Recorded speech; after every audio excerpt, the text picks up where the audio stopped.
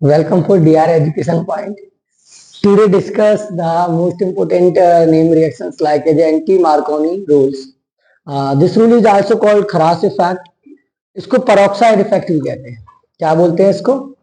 peroxide effect. क्या कहा जाता है इसको? peroxide effect भी कहते हैं.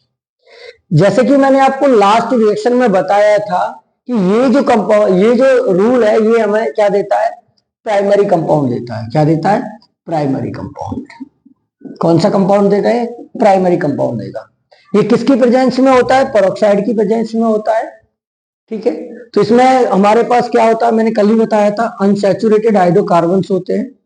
क्या होते हैं? Unsaturated hydrocarbon.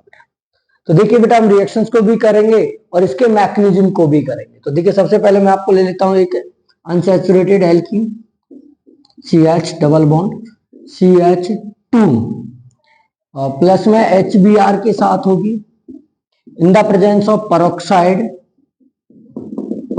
जिसकी प्रेजेंस में होगी? पेरोक्साइड की. पेरोक्साइड भी एसिडिक नेचर का होगा. कौन सी नेचर का होगा?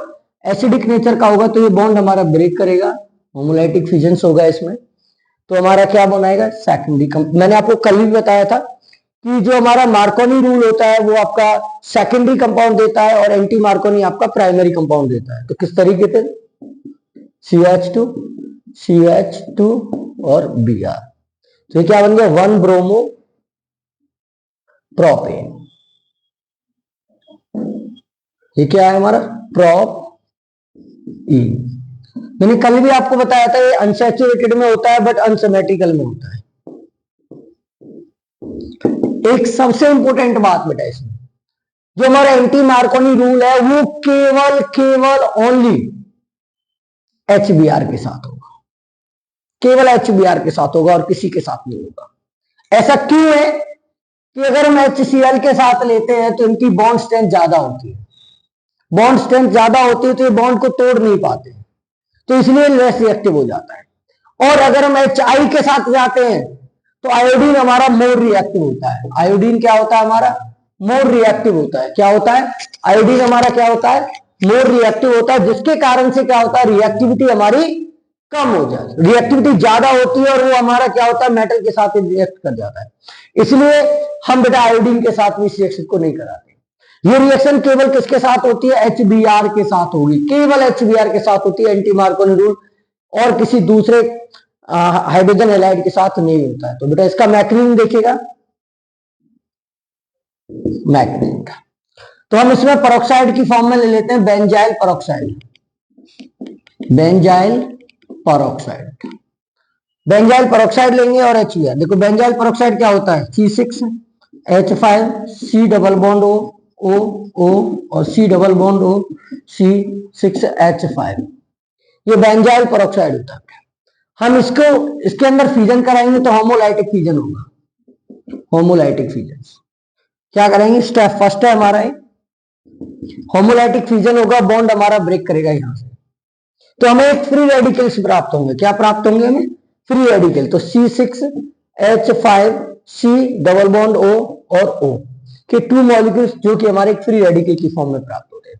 किसकी फॉर्म में प्राप्त हुए? हमें फ्री रेडिकल की फॉर्म में प्राप्त होते हैं. किसकी फॉर्म में प्राप्त होंगे? हमें फ्री रेडिकल्स की फॉर्म में हमें प्राप्त होंगे. उसके बाद ये फ्री रेडिकल्स हमारे रिएक्ट करते हैं. इस फ्री रेडिकल्स को अगर हम करते हैं 2 मॉलिक्यूल्स को लेकर के हीट करते हैं तो हमें यहां से क्या C6H5 जो कि फ्री रेडिकल की फॉर्म में होगा, प्लस में CO2 निकल जाता है. कार्बन डाइऑक्साइड निकल जाएगा. क्या निकल जाता है? Carbon dioxide. तो हमें यहाँ पर क्या मिल गया? फिनाइल एक फ्री रेडिकल की फॉर्म में मिल जाता है. किसकी फॉर्म में? फिनाइल किसकी फॉर्म में मिल जाएगा? हमें फ्री रेडिकल की फॉर्म में मिल जाता है. इसके बाद बेटा ध्यान से सुनिएगा, मैं यहाँ पे बता रहा हूँ. इस फ्री रेडिकल की रिएक्शन हम HBr लेते हैं जो कि हम इसमें डालते हैं. HBr के अंदर भी होमोलाइटिक फ्यूजन होता है. कौन सा फ्यूजन होगा? Homolytic fusion. तो हमें H पॉजिटिव प्लस में Br नेगेटिव मिलेगा. ये हमारा इलेक्ट्रोफाइल की तरह वर्क करेगा, इलेक्ट्रोफिलिक की तरह, और ये हमारा न्यूक्लियोफिलिक की तरह वर्क करेगा. क्योंकि आपको पता है न्यूक्लियोफिलिक नेगेटिव होते हैं और इलेक्ट्रोफाइल पॉजिटिव होते हैं. सबसे पहले जो हमारा इलेक्ट्रोफाइल है वो देखिए, इलेक्ट्रोफाइल कैसे अटैक करता है? C6H5 प्लस में H पॉजिटिव, ये भी फ्री रेडिकल है और ये भी फ्री रेडिकल, दोनों कंबाइन हो जाएंगे और क्या बना लेंगे, C6H5 बना लेंगे। क्या बना लेंगे, C6H5 बना लेते हैं। कोई डाउट बेटा यहां तक? तो क्या बन गया, C6H5 बन जाता है। अब हमारे यहां पर हमारा क्या बच जाता है, Br बच जाता है। अब हम इसको किस में लेके चलते हैं बेटा, तो हमारा स्टेप ये क्या था, हमारा स्टेप सेकंड था बेटा, जिसमें हमें Br एक फ्री रेडिकल की फॉर्म में मिल गया। अब ये Br को हम एल्कीन में लेके चलते हैं, स्टेप थर्ड में। स्टेप थर्ड के अंदर हमने क्या ले लिया, एल्कीन ले लिया। इसके अंदर भी होमोलाइटिक फ्यूजन हुआ और हम इसके अंदर जैसे होमोलाइटिक फ्यूजन होगा तो हमारे दो कंडीशन बेटा, बॉन्ड टूट के हमारी कंडीशन बन जाएगी CH3 CH एक इलेक्ट्रॉन यहाँ पे फ्री और CH2 एक इलेक्ट्रॉन हमारा यहाँ पे फ्री हो जाएगा। इलेक्ट्रॉन फ्री होने के बाद हमारे पास दो कंडीशन आ जाती है। कितनी कंडीशन आ जाती है, दो कंडीशन आ जाती है। अब इन दोनों कंडीशन में हम किसके साथ रिएक्शन कराते हैं, Br नेगेटिव के साथ रिएक्शन कराएंगे तो हमारा कंपाउंड बनेगा CH3 CH एक यहां पर और एक यहां पर CH2। अब एक बनेगा हमारा CH एक इलेक्ट्रॉन, दोनों पे दो इलेक्ट्रॉन फ्री हो, आपको पता है। अगर हम Br के साथ कराते हैं तो एक बार Br बेटा हमारा यहां पे जुड़ गया, भाई सेकेंडरी पे जाएगा फ्री रेडिकल कार्बोकैटायन में और एक बार हमारा यहां जुड़ जाता है Br। तो देखिए बेटा Br हमारा यहां जुड़ गया, ये एक फ्री रेडिकल कार्बोकैटायन बन गया, कार्बोकैटायन, और ये भी क्या बन गया हमारा, कार्बोकैटायन की फॉर्म करता है। तो ये कौन सा कार्बोकैटायन है बेटा, कल भी मैंने आपको बताया था कि स्टेबिलिटी हमेशा किसमें ज्यादा होती है, कार्बोकैटायन में, सेकेंडरी में ज्यादा होती है। तो ये कौन सा कार्बोकैटायन है, प्राइमरी, और ये कौन सा, सेकेंडरी कार्बोकैटायन। तो सबसे ज्यादा मोर स्टेबल कहां होगा बेटा, मैं यहीं पे दिखा देता हूं आपको। मोर स्टेबल कौन से में होगा, सेकेंडरी में होगा। तो सेकेंडरी में अब हमारे किसके साथ कराएंगे, Br तो हमारा एक्ट हो गया, तो हमारे किसके साथ रिएक्शन कराएंगे, H पॉजिटिव। मैंने कहा था ना एसिडिक, जो पेरोक्साइड होगा हमारा वो कैसा होगा, एसिडिक। तो एसिडिक नेचर में हम कराएंगे तो हमारा प्रोडक्ट क्या बन के आएगा, CH3 CH यहां पे H आ जाएगा और CH2 और Br बेटा।